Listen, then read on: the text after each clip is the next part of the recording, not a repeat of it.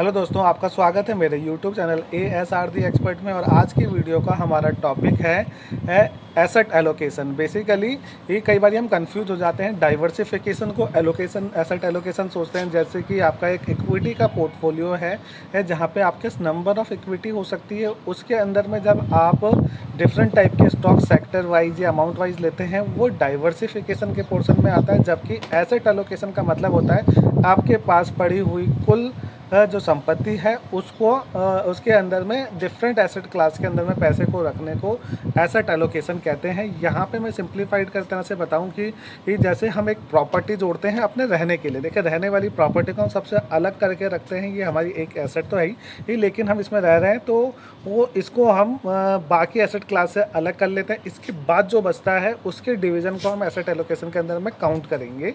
है अब इसके अंदर में तीन कैटेगरी लार्जली अगर आपके पास में आ जाती हैं। एक आता है आपके पास में इक्विटी का पोर्शन, दूसरा आता है डेट का पोर्शन, और तीसरा आप बोल सकते हैं गोल्ड के अंदर में आपकी इन्वेस्टमेंट हो सकती है। अब इन तीनों के अंदर में पैसा किस वेटेज में लगाया जाए तो इसके ऊपर में कैसे सोच सकते हैं। तो इसके ऊपर एक छोटा सा थंब रूल जो बहुत ही फेमस चलता है उसके ऊपर डिस्कस करने के बारे में मैंने सोचा। तो यहाँ पे एक स्टैंडर्ड थंब रूल है कि आपको कितना परसेंट इक्विटी में डालना है, कितना परसेंट डेट में डालना है। डेट के पोर्शन के थ्रू ही हम गोल्ड के अंदर में भी सोच सकते हैं। तो कितना परसेंट हमारे को इक्विटी के अंदर में डालना है। तो सिंपल सा रूल है, जितना भी आपकी एज है इसको 100 से आप माइनस कर देंगे।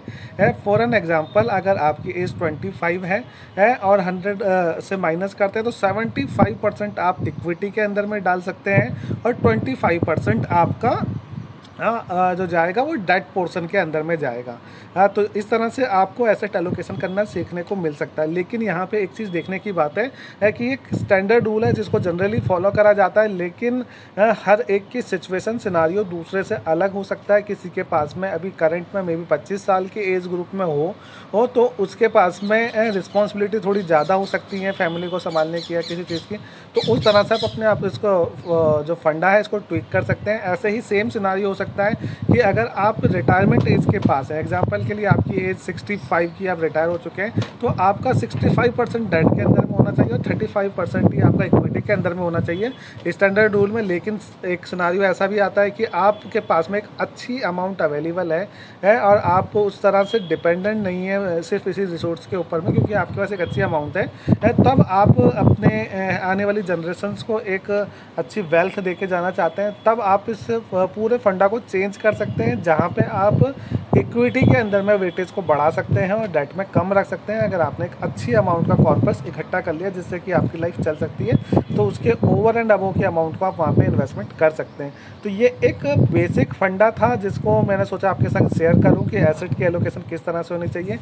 एक और इम्पॉर्टेंट चीज़ कि आप जब डेट के अंदर में बात करते हैं तो डेट में लोग सोचते हैं कि जो मैंने फिक्स डिपॉजिट में रखा या डेट म्यूचुअल फंड ले रखे हैं वही मेरा डेट है। जबकि इसके अलावा डेट का अगर आप बेसिक फंडा देखें तो ये होता है कि आपकी जो चल संपत्ति होती है, मतलब जो आपने पैसा लगाया है वो एक सिक्योर्ड साइड पर रहता है, उसके ऊपर जो भी इंटरेस्ट अर्न होता है वो आपको एडअप होके मिलता है। तो उसको पूरे पोर्शन को आप डेट के अंदर में इंक्लूड कर सकते हैं। तो यहाँ पे आने वाला आपका जो PPF या PF है उसको भी आप डेट वाले पोर्शन के अंदर में इंक्लूड करके चल सकते हैं। और साथ ही साथ में जो आपने इंश्योरेंस वगैरह में लगा के पैसा रखा वो लंबे टाइम के लिए ब्लॉक है, वहाँ पे एक अमाउंट आपको सर्टन अमाउंट मिलने का प्रॉमिस रहता है, तो उसको भी डेट पोर्शन का ही पार्ट मान के चलें। तो इस तरह से आप टोटल एसेट निकालें अपनी और उसको एलोकेट कर सकते हैं। उम्मीद करता हूँ वीडियो अगर अच्छी लगी हो तो प्लीज़ चैनल को लाइक एंड सब्सक्राइब करना ना भूलें। Thank you very much.